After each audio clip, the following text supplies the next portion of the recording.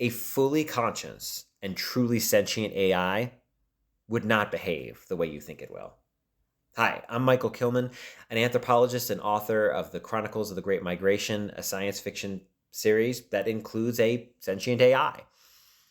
This anthropology quick tape, by the way, was inspired by Hanks Green's recent conversations about the things we need to consider about AI in the future. And I think that many of the assumptions we make about what a truly sentient artificial intelligence would do are erroneous.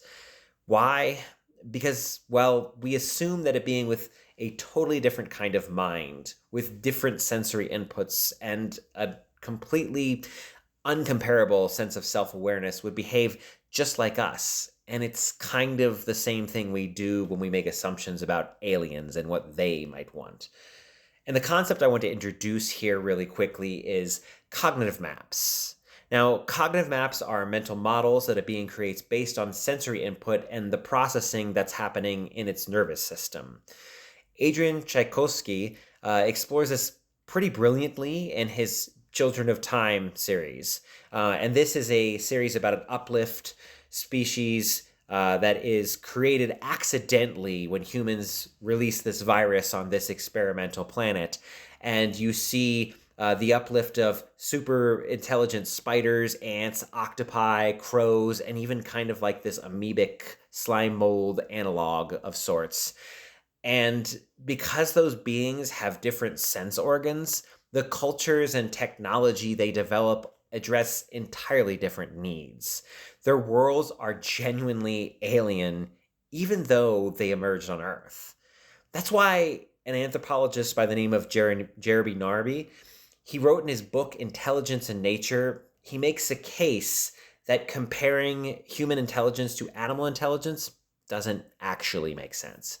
We keep using ourselves as a baseline, and that doesn't work, really. We're doing the same thing with AI.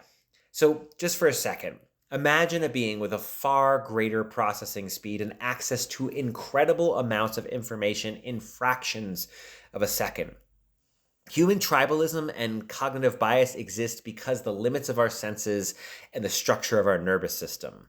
An AI wouldn't share those limits.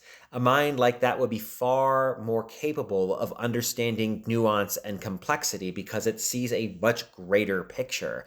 It's far less bound by survival pressures that shape human behavior as well. And it wouldn't experience things like inequality. It wouldn't worry about starving to death. And a being like that, not bound by the limits of our ecosystem, could also potentially go anywhere.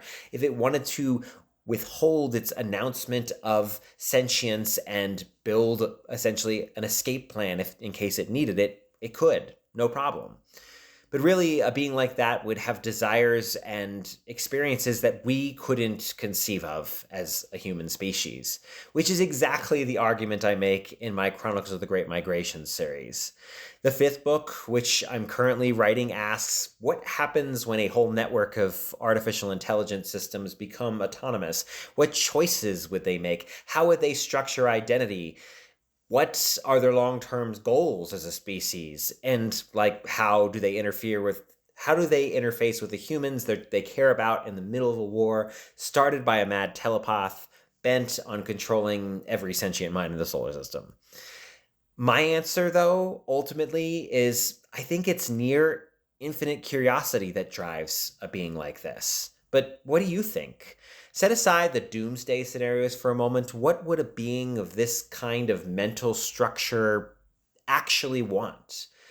What questions would it ask when so many answers are already available to it? Let me know in the comments.